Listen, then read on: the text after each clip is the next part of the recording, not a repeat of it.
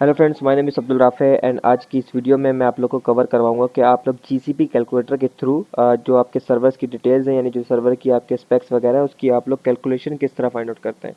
तो सबसे पहले आप लोग के पास एक शीट अवेलेबल होनी चाहिए जिसकी आप लोगों ने कैलकुलेशन करनी हो।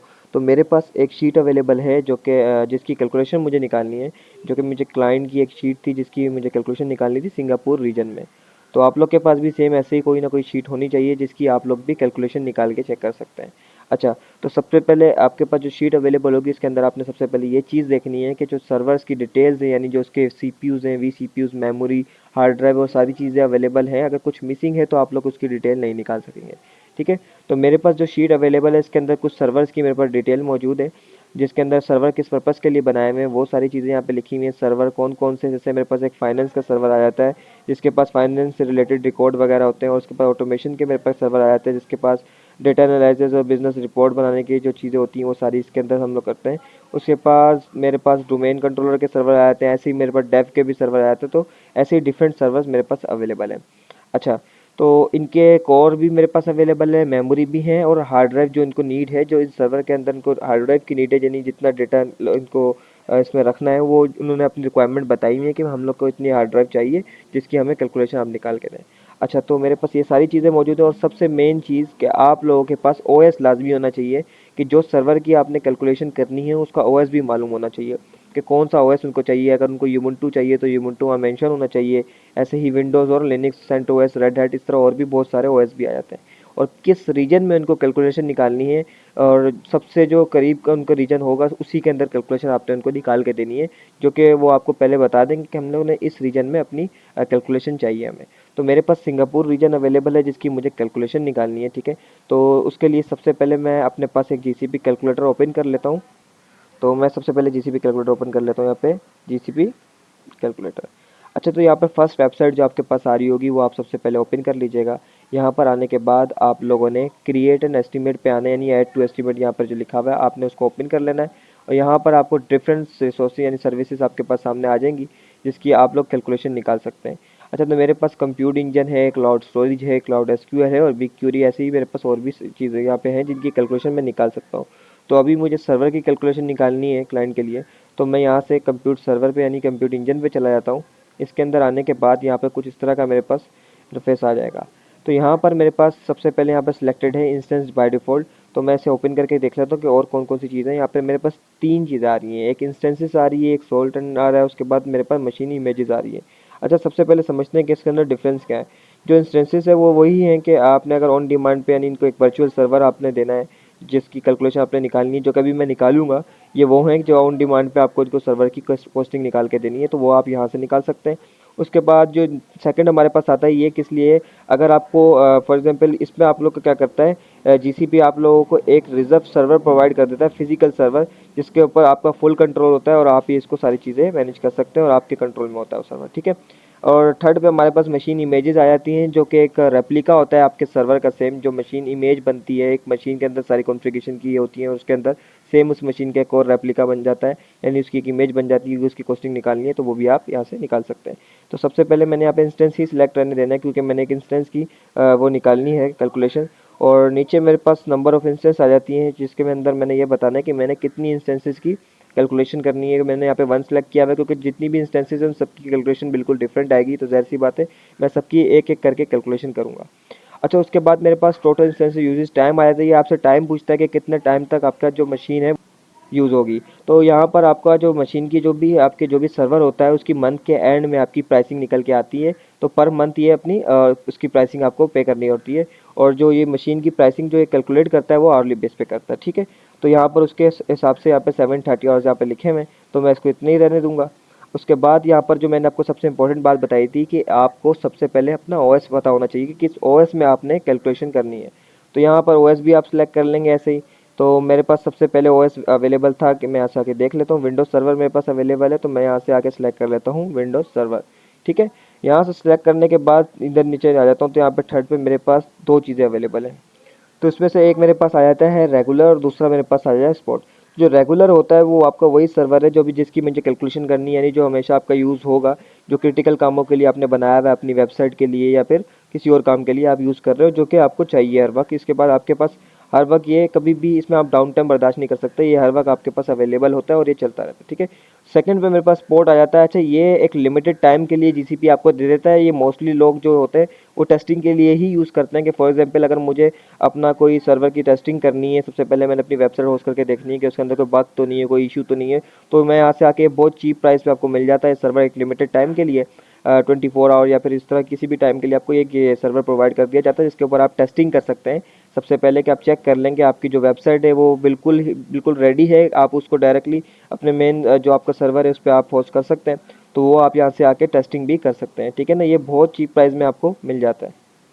अच्छा, उसके बाद मेरे पास नीचे आ जाती है मशीन फैमिली, ठीक है ना। मशीन फैमिली के अंदर आपने वो देना है कि आपकी जो मशीन फैमिली है वो किस काम के लिए यानी किस पर्पज़ के लिए, तो मैंने यहाँ पे जनरल पर्पज़ सेलेक्ट किया हुआ है। और उसके अलावा मेरे पास यहाँ कंप्यूट ऑप्टिमाइज़ आ रहा है। अगर कोई ऐसा सर्वर है जो जिसकी कंप्यूट ऑप्टिमाइजेशन मतलब जो कंप्यूट बहुत ज़्यादा यूज़ कर रहा होता है आपका वीसीपीयू, तो वो सर्वर है तो वो मैं उसको यहाँ से सिलेक्ट कर लूँगा। या कोई ऐसा सर्वर है जो बहुत ज़्यादा मेमोरी जिसको चाहिए भी होती है, तो वो आप यहाँ से सिलेक्ट कर लेते हैं। और ऐसे ही आपके पास एक्सीलरेटर भी है जो कि ऐसा कोई सर्वर जिसके अंदर जो भी आप काम आपका जो वर्कलोड है वो बहुत ज़्यादा है, अगर उसका वर्कलोड बहुत ज़्यादा है और आपको तो अगर आपको ऐसा कोई सर्वर चाहिए जिसके अंदर जो भी काम है आपका प्रॉपर तरीके से हो सके, आपको डाउन टाइम ना आए, आपको स्लोनेस ना फील हो, तो वो आप यहाँ से आके ये सर्वर भी ले सकते हैं। तो फिलहाल मैं इसको जनरल पर्पज़ पे ही रहने दूंगा क्योंकि मुझे यहाँ से जनरल पर्पज़ पे प्राइसिंग निकालनी है नॉर्मल पे, तो मैं यहाँ से जनरल पर्पज़ रहने दूंगा। उसके बाद सीरीज़ आ जाती है। अगर आपको क्लाइंट ने सीरीज़ दी हुई है कि आपने N4 के अंदर ही सर्वर निकालने हैं, तो आप यहाँ से सीरीज़ वही रहने देंगे अपने हिसाब से, जो भी क्लाइंट ने सीरीज़ दी हुई है वो आप यहाँ से सिलेक्ट कर सकते हैं। ऐसे ही फैमिली टाइप भी आप यहाँ से सिलेक्ट कर सकते हैं अगर उनकी रिक्वायरमेंट है कि आपको इसी फैमिली टाइप पे कैलकुलेशन करनी है। उसके अंदर आपको एक जो फैमिली टाइप जो आपको वो देंगे उसके अंदर ऑलरेडी आपके पास वीसीपीयू और रैम फिक्स होगी कि आपने इसी वीसीपीयू और रैम पे रहना है। तो फिलहाल मेरे पास कोई ऐसा नहीं है, फैमिली टाइप इन्होंने नहीं गिवन, तो मेरे पास वीसीपीयू जैसे यहाँ पे 8 आ रहा है, तो मैं और मेरे पास मेमोरी आ रही है 92 GB, तो मैं यहाँ कैलकुलेटर पे आ जाता हूँ और यहाँ पे देख लेता हूँ कि वीसीपीयू इनके पास जो थी वो 8 थे, तो मैं यहाँ से आके 8 यहाँ से सिलेक्ट कर लेता हूँ सिंपल। और सेकंड पे मेरे पास आता है अमाउंट ऑफ मेमोरी, तो मैं यहाँ पे सबसे पहले मेमोरी 92 दे देता हूँ जो कि वहाँ पर गिवन है। अच्छा, यहाँ पर 92 नहीं आएगी क्योंकि जो आपका जीसीपी यानी जो क्लाउड पे आप जब भी कैलकुलेशन निकालने जाते हैं ना, तो वहाँ पर कुछ चीज़ें फिक्स होती हैं यानी बिल्कुल सेम आपको नहीं मिलेंगी। तो इसलिए आप लोगों को ना यहाँ पे सबसे पहले एक बार चेक कर लीजिएगा अगर आप लोगों को आइडिया नहीं होगा। जैसे मैं फॉर एग्जांपल यहाँ पे 92 लिख के देखता हूँ तो मेरे पास 92 नहीं आ रही, मेरे पास यहाँ पर जो है मैक्सिमम 64 मैं ले सकता हूँ 8 वीसीपीयू के साथ। तो अगर ऐसे ही कोई सिनेरियो हो जिसके अंदर मेमोरी बहुत ज़्यादा हो और कोर आप लोग की बहुत कम हो, तो वो यहाँ पर आपको नहीं मिलेगी। तो वहाँ पर आपने अपनी वीसीपीयू आप बढ़ा भी सकते हैं, या अगर आप मेमोरी में कॉम्प्रोमाइज़ कर सकते हैं तो आप लोग को मेमोरी कम करनी होगी। लेकिन इसके प्राइस एज़ पर आपके अगर ऑन प्रेम पे अगर आपका सर्वर या फिर आपका जो भी इंफ्रास्ट्रक्चर चल रहा है, तो उसके कंपैरिजन में करूँ तो ये आपको क्लाउड ना उससे सस्ता पड़ेगा। तो इसीलिए हम लोग यहाँ पर आके देख लेते हैं कि मेरे पास 92 नहीं है अवेलेबल, तो मैं क्या करूँगा, मैं यहाँ से कोर को थोड़ा सा इंक्रीज़ करके देख लेता हूँ कि फॉर एग्जांपल मैं अगर यहाँ से आता हूँ और अपनी कोर थोड़ी सी इंक्रीज़ कर लेता हूँ, जैसे मैं 10 कर लेता हूँ यहाँ से कोर के मैं यहाँ से 10 करता हूँ उसको। और उसके बाद मैं यहाँ से आके अपनी मेमोरी को 92 करके एक बार देख लेता हूँ कि मेरे पास अवेलेबल है। तो देखिए मेरे पास अभी भी 92 अवेलेबल नहीं है। इसका क्या मतलब है? इसका मतलब यही है कि मुझे कोर और इंक्रीज़ करनी पड़ेगी। तो मैं यहाँ से कोर को 12 कर लेता हूँ। मैं यहाँ से अगर 12 करके देखता हूँ कोर को, ये 12 पे मेरे पास अवेलेबल है, तो 12 पे मेरे पास अवेलेबल होगी। मैं यहाँ पे टाइप कर लेता हूँ 92। तो आप लोग देखें यहाँ पे 12 पे मेरे पास 92 GB अवेलेबल है, तो उसका मतलब है मुझे 12 पे जाना पड़ेगा। और 12 पे ये N4 की सीरीज़ में ही मेरे पास अवेलेबल है, और जो फैमिली टाइप है वो कस्टम आ रही है, और मेरे पास वीसीपीयू 12 है और 92 GB मेरे पास मेमोरी आ चुकी है। अच्छा, अब इसके अंदर मेरे पास एक चीज़ और होगी, जैसे कि बूट डिस्क साइज़ जो आपसे पूछ रहा है, जो कि मुझे निकालनी होगी, ये भी आपके पास शीट में अवेलेबल है। बूट डिस्क टाइप क्या होती है? आपकी हार्ड ड्राइव होती है, यानी हार्ड ड्राइव जो आपको कितना स्पेस चाहिए उसके अंदर। तो मेरे पास यहाँ पे अवेलेबल है 200 GB, जो कि मैं यहाँ पर same as it is mention करूँगा 200, ठीक है। तो 200 यहाँ पे मेंशन करने के बाद मेरे पास इसने मंथली उस पर कॉस्ट यहाँ पे निकाल के दे दी है कि मंथली मेरा ये सर्वर है वो कितनी कॉस्ट इसके मंथली आएगी। तो 955 मेरे पास मंथली एस्टिमेट इसका बन के आ गया। और सबसे मेन चीज़ आप लोगों ने जो चेक करनी है, फिलहाल मैंने अभी सिलेक्ट नहीं किया हुआ, मैं आपको दिखा देता हूँ कि आप लोगों ने यहाँ से आके अपना रीजन लाजमी चेंज करना है। जिस रीजन में आपको कैलकुलेशन चाहिए आपने वो यहाँ पे चेंज करना है, उसके बाद ही आपके पास परफेक्ट कैलकुलेशन आएगी उस रीजन के हिसाब से। तो मेरे पास सिंगापुर था, तो मैं यहाँ से सिंगापुर भी सिलेक्ट कर लेता हूँ, और फिर इसने मुझे सिंगापुर के हिसाब से कैलकुलेशन करके दे देनी है, जो कि मेरी सिंगापुर पे कैलकुलेशन आ रही है 1000, ठीक है। तो मैंने सिंगापुर भी सिलेक्ट कर लिया। एक बार मैं फिर से रिव्यू करवा देता हूँ। सबसे पहले इंस्टेंस मैंने यहाँ से सिलेक्ट की, सेकंड नंबर में मैंने यहाँ पे आके अपना जो नंबर ऑफ इंस्टेंसेस है वो सिलेक्ट कर ली, टाइम इसने ऑटोमेटिक खुद ब खुद सिलेक्ट किया हुआ है। ऑपरेटिंग सिस्टम मैंने इसको अपना दे देना है, मैंने विंडोज सर्वर चाहिए तो मैंने विंडोज सर्वर सेलेक्ट किया, ठीक है ना, रेगुलर पे ही मैं निकालूंगा। और उसके बाद फैमिली, जो अगर फैमिली टाइप इसने आपने जनरल पर्पस रखनी है। थर्ड नंबर पे आपको सीरीज़ बतानी है और फैमिली टाइप बतानी है। अगर तो क्लाइंट ने आपको ये दी हुई है तो आप यहाँ पे इसको चेंज कर सकते हैं, वरना जो क्लाइंट की जो रिक्वायरमेंट है, जो उसका वीसीपीयू और जो मेमोरी है, वो आप यहाँ पर आके सेट कर सकते हैं। तो बिल्कुल एज इट इज़ आपको नहीं मिलेगी। अगर कोई company cloud to cloud move हो रही है तो हो सकता है आपको सेम मिल जाए, क्योंकि क्लाउड टू क्लाउड मूव होने पे तकरीबन रिक्वायरमेंट सेव ही होती हैं। लेकिन अब ऑन प्रेम से अगर कोई क्लाउड पे आ रहा है तो उसके अंदर बिल्कुल सेम आपको नहीं मिलेगी, क्योंकि यहाँ पर आप देखें ना, उसको जो मेमोरी है वो बहुत ज़्यादा चाहिए और कोर उसकी उसके हिसाब से बहुत कम है, तो ये सेम आपको कभी भी नहीं मिलेगी, ठीक है ना। तो आपने आके आके या तो कोर बढ़ा लेनी है, अगर आप मेमोरी में थोड़ा सा कॉम्प्रोमाइज़ कर सकते हैं, यानी इससे कम मेमोरी में आपका काम हो जाता है तो आप मेमोरी कम कर लें, ठीक है ना। तो ऐसे ही आपने इसको सेट करना है। उसके बाद नीचे आ जाएंगे, आपने अपनी ईबीएस स्टोरेज देनी है, यानी आपने अपनी जो हार्ड ड्राइव है वो आपने यहाँ पर दे देनी है। हार्ड ड्राइव देने के बाद अपना आपने रीजन सेलेक्ट करना है और उसके बाद आपके पास टोटल कॉस्ट निकल के आ जाएगी कि आपको कितनी टोटल कॉस्ट आपकी आएगी मंथली। तो सेम मैं यहाँ से इसी कॉस्ट को यहाँ से कॉपी कर लेता हूँ और उसके बाद मैं यहाँ पर आके अपनी शीट पे यहाँ पे मेंशन कर देता हूँ कि फर्स्ट जो मेरा सर्वर है उसकी कॉस्ट मेरे पास कुछ ये निकल के आई है, तो मैंने यहाँ पे इसको मेंशन कर दिया। अच्छा, फैमिली टाइप है, मुझसे पूछ रहा है आपकी वीएम जो फैमिली है वो कौन सी है, मेरे पास M4 की आ रही है, सीरीज जो है वो M4 है मेरे पास, और कस्टम मशीन टाइप आ रही है मेरे पास। तो मैं यहाँ पर सिंपल लिख देता हूँ N4 कस्टम, ठीक है। और ऐसे ही मैं बाकी सर्वर की भी कॉस्टिंग निकाल लेता हूँ। और अगर आपके पास कमेंट मैंने यहाँ पे इसलिए मेंशन किया हुआ है कि फॉर एग्जांपल अगर आपकी जो क्लाइंट की जो रिक्वायरमेंट है उसके हिसाब से अगर कुछ चीज़ चेंज हो रही है क्लाउड के ऊपर, जैसे यहाँ पर सब कुछ सेम था लेकिन सिर्फ मैंने क्या किया है, वीसीपीयू को 12 कर दिया है, तो आप यहाँ से इसको चेंज नहीं करेंगे, आप कमेंट सेक्शन पे आके सिर्फ इतना आप दे सकते हैं कि आपने यहाँ से 12 आपने वीसीपीयू लिया है। तो मैंने यहाँ पे मेंशन कर दिया कि मैंने वीसीपीयू 12 लिया है, क्यों लिया है, क्योंकि मेरे पास नहीं था अवेलेबल, तो मैंने वीसीपी वहाँ पे अपना 12 मेंशन कर दिया है। ऐसे ही मैं बाकी सर्वर की भी निकाल लेता हूँ, जैसे कि मेरे पास नेक्स्ट सर्वर जो आ रहा है उसकी मेरे पास 4 वीसीपीयू आ रहा है और जो मेमोरी मेरे पास अवेलेबल है वो है 12 GB।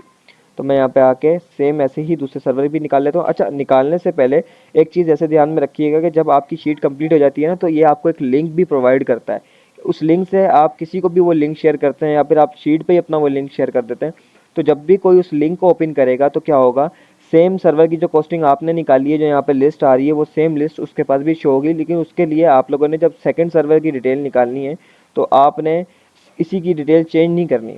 आपने क्या करना है, आपने ऐड टू एस्टीमेट पे क्लिक करना है। ये जो हमारा एक सर्वर की कॉस्ट आ चुकी है तो वो ये आ गया। अगर आप चाहें तो उसको समझाने के लिए यहाँ से आप इस सर्वर का नेम भी चेंज कर सकते हैं। जैसे मेरे पास यहाँ पे आ रहा है फाइनेंस, तो मैं यहाँ पे फाइनेंस भी लिख सकता हूँ, ठीक है ना। मैंने यहाँ पे लिख दिया कि ये जो मेरा सर्वर था वो फाइनेंस का था, तो मैंने इसको फाइनेंस दे दिया नाम। ऐसे ही मैं ऐड टू एस्टीमेट पे क्लिक करूंगा और कंप्यूट इंजन पे अगेन क्लिक करके मैं आके अब दूसरे सर्वर की भी कॉस्टिंग ऐसे ही निकाल सकता हूँ, ठीक है। यहाँ पे देखें दूसरा सर्वर मेरे पास ऐड हो गया जो कि ऑटोमेशन के लिए था, तो मैं यहाँ पर आके इसको भी नाम चेंज करके दे देता हूँ ऑटोमेशन, ठीक है। तो मैंने यहाँ पे आके नाम भी इसका चेंज कर दिया और ऐसे ही मैं सेकंड सर्वर की कॉस्टिंग निकाल लेता हूँ, जिसकी मेरे पास जो डिटेल है वो है मेरे पास V4 VCPU और मेमोरी मेरे पास है 12 GB। तो मैं यहाँ पर से आके सबसे पहले चेंज कर देता हूँ। OS जो मेरे पास था वो सेकंड सर्वर का माइक्रोसॉफ्ट विंडोज़ ही है, तो मैं यहाँ से आके क्या करता हूँ, माइक्रोसॉफ्ट विंडोज़ ले लेता हूँ जो कि मेरे पास थर्ड नंबर पे आ रहा है। उसके बाद रेगुलर पे मैं रहने दूंगा, फैमिली टाइप में फैमिली जो मशीन फैमिली है वो मैं जनरल पर्पस पे रहने दूंगा, और जो सीरीज़ है वो N4 पे इस वक्त डिफ़ॉल्ट सिलेक्ट है। लेकिन जब मैं यहाँ से इसकी जो स्पेक्स मुझे चाहिए वो मैं चेंज करूँगा तो ऑटोमेटिक वो जो जिस सीरीज़ में वो अवेलेबल होंगे वो ऑटोमेटिक उस पर शिफ्ट हो जाएगा। तो मेरे पास इस वक्त 4 VCPU जो कि मुझे नीड है मैं यहाँ से सिलेक्ट कर लेता हूँ, और जो इसकी मेमोरी थी वो आई थिंक 12 GB है, तो मैं यहाँ से 12 सेलेक्ट करता हूँ। तो 12 मेरे पास 4 VCPU के साथ अवेलेबल है, ठीक है। तो मैंने ये भी सिलेक्ट कर लिया। अच्छा, इसके बाद थर्ड नंबर पे मेरे पास क्या आ जाता है, स्टोरेज आपकी चाहिए जो कि यहाँ पर अवेलेबल है 570 GB। तो मैं यहाँ से आके 570 सेलेक्ट कर लेता हूँ, 570, ठीक है। तो 570 सेलेक्ट किया, उसके बाद इसमें कैलकुलेशन निकालनी, लेकिन मुझे यहाँ से थर्ड काम अपना क्या करना था, एक और काम, जो कि मुझे अपना रीजन भी यहाँ से कंफर्म करना है कि जो रीजन मुझे चाहिए उसी की ये कॉस्ट है या नहीं। तो मैं रीजन वो वाला रीजन मैं यहाँ पर डाल लेता हूँ। तो उस रीजन को मैंने जब यहाँ मेंशन किया उसके बाद जो फाइनल कॉस्ट मेरे पास आई थी वो आई है 348, ठीक है। तो मैं इसको भी सेम ऐसे ही यहाँ से कॉपी करके शीट पे जाकर और यहाँ पर अपनी कॉस्ट जो मेरी आ रही है वो मैंने यहाँ पे पेस्ट कर दी। और यहाँ पर जो मेरे पास इस वक्त जो मेरे पास इस मशीन की जो मेरे पास टाइप आ रही है वो आ रही है N4 कस्टम ही आ रही है, या N4 कस्टम में अवेलेबल थी ये वाली भी। तो मैंने क्या किया, यहाँ पे N4 और कस्टम मैंने यहाँ पे मेंशन कर दिया, ठीक है। और इस वाले में मैंने कुछ भी चेंज नहीं किया, तो मैं यहाँ पर कुछ भी नहीं करूँगा, मैंने यहाँ पे कोई चीज़ ऐड नहीं करनी क्योंकि मैंने कुछ चेंजेस इस वाले में की ही नहीं। तो ऐसे ही आपने बाकी भी विंडोज़ सर्वर की, या फिर अगर आप विंडोज़ हैं तो आपने उसकी निकाल लेनी है। तो मैं एक यूबुंटू की भी करके दिखा देता हूँ आपको। अच्छा, यूबुंटू की इसमें क्या है, मेरे पास 8 vCPU है और 8 vCPU के साथ मेरे पास 16 GB रैम अवेलेबल है। तो मैं इसकी भी सेम कॉस्टिंग निकाल लेता हूँ, ठीक है। तो मैं यहाँ पर आ जाता हूँ सबसे पहले। अच्छा, अब आपको मैंने चीज़ बताई थी कि जैसे जैसे आपके सर्वर की कॉस्टिंग निकलती जाए आपने ऐड टू एस्टीमेट पे क्लिक करना है, उस सर्वर की डिटेल को चेंज नहीं करना, ठीक है ना।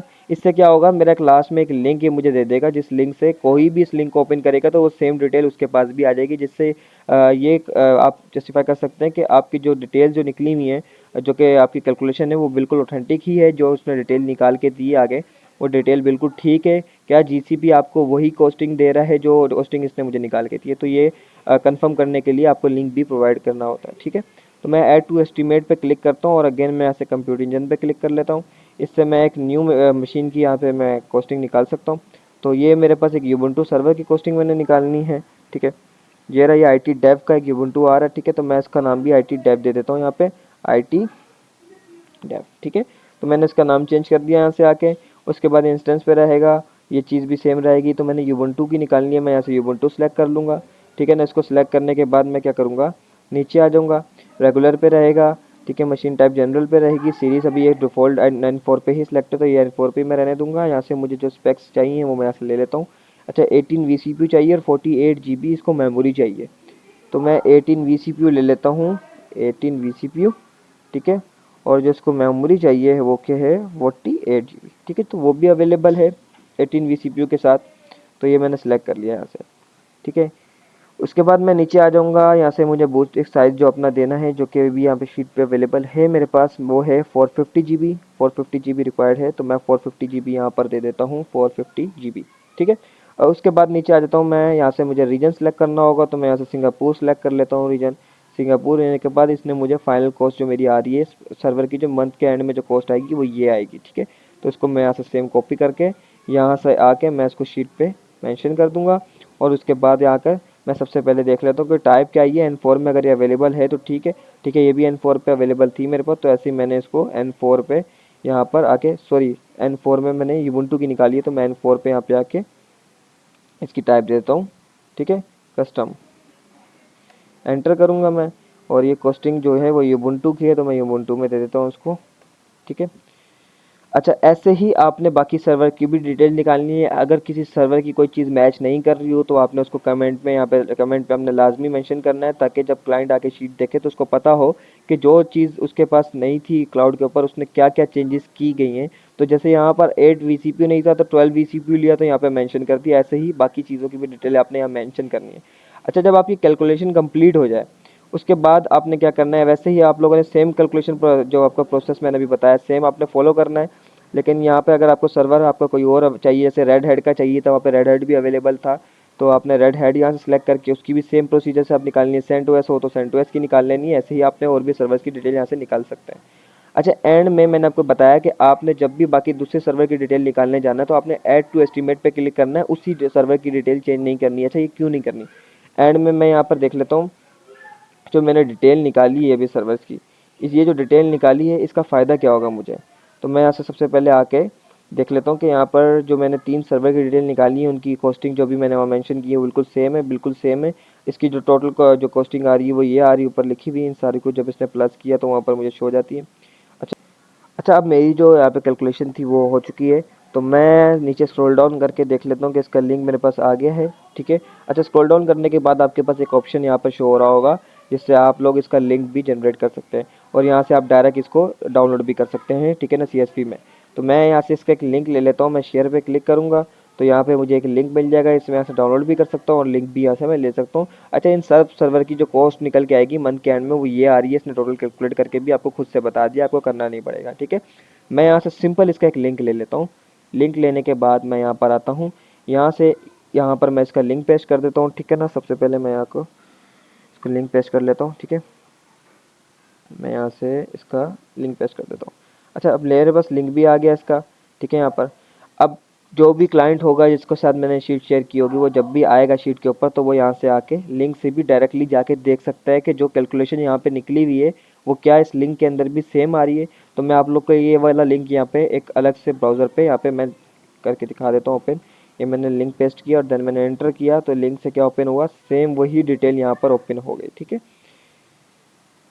जो कि मैंने अभी भी कैलकुलेशन की थी उसकी टोटल भी इसने यहाँ पे आके देख ली क्लाइंट ने कि भाई टोटल मैच कर रहा है। ठीक है, टोटल मैच कर रहा है। और उसके बाद अगर आपने इस शीट के अंदर कुछ ऐड भी करना है, यानी क्लाइंट ने भी अगर कुछ ऐड करना है, तो वो इसी लिंक के अंदर आके ऐड एस्टीमेट करके और चीज़ें भी ऐड करके और उसका फाइनल लिंक यहाँ से दोबारा से लेके उसी के अंदर चीज़ें चेंजेस करके दोबारा से और भी चीज़ें ऐड कर सकता है। ठीक है, और इसमें एक चीज़ और हम लोग देख लेते हैं कि अगर आपको डिस्काउंट चाहिए, यानी अगर क्लाइंट की कोई ऐसी रिक्वायरमेंट है कि जो उसे यानी जो उसको इंक्रीज़ नहीं करनी हो, यानी उसको कोई ऐसा सर्वर चल रहा हो जिसके अंदर जो उसके रैम सीपीयू अगर वो फिक्स भी रख ले पूरे 1 से 3 साल तक तो उसको इशू नहीं आए। तो यहाँ से आके कुछ हमारे पास प्लान रहते हैं 1 to 3 ईयर्स के, जिसके अंदर हम लोग की जो रिक्वायरमेंट है, यानी जो क्लाइंट की रिक्वायरमेंट है, वीसीपीयू हो गया, मेमोरी हो गया और भी चीज़ें, अगर वो फिक्स रख सकता है 1 से 3 साल तक तो वो यहाँ से आके इस प्लान पे भी जा सकता है, जिसके अंदर उसको काफ़ी डिस्काउंट मिल जाता है। ठीक है ना, यानी अगर वो अपना जो वीसीपीयू हो गया और उसकी जो मेमोरी हो गई, अगर वो 1 to 3 ईयर तक अगर वो फिक्स रख सकता है, यानी उस पर उसका काम हो सकता है, तो वो यहाँ से सब्सक्रिप्शन प्लान भी यूज़ कर सकता है। इसके अंदर उसको काफ़ी डिस्काउंट मिल जाता है। ठीक है, और अगर वो इसके बीच में अगर वो कभी इसको चेंज करता है, यानी अपने सर्वर के स्पेक्स अगर वो बढ़ा लेता है इस टाइम पीरियड के बीच में, तो ये खुद ब खुद वापस से ऑन डिमांड पे आ जाता है और उसकी जो प्राइसिंग होती है फिर वो ऑन डिमांड के हिसाब से कैलकुलेट करता है जीसीपी। तो जो भी आप कमिटमेंट उससे करते हैं अपने जीसीपी के साथ 1 to 3 ईयर्स की, अगर आप सब्सक्रिप्शन पे जाते हैं तो आपने लाजमी उसके ऊपर ही रहना है। इसके अंदर आपको ये काफ़ी डिस्काउंट भी करके दे सकता है। ठीक है, अच्छा, तो आज की हमने इस वीडियो में सारी चीज़ें कवर कर ली हैं कि हमने सर्वर की कॉस्ट कैलकुलेट जो हमने किस तरह करनी है, और जो हमारे स्पेक्स हैं वो हमने किस तरह मेंशन करने हैं, अगर स्पेक्स अवेलेबल नहीं है तो हमने क्या करना है,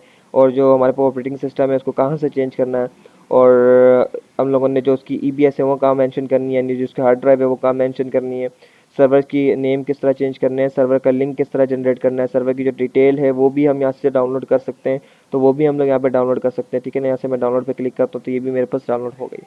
तो ये सारी चीज़ें हमने आज की इस वीडियो में कवर की। ठीक है,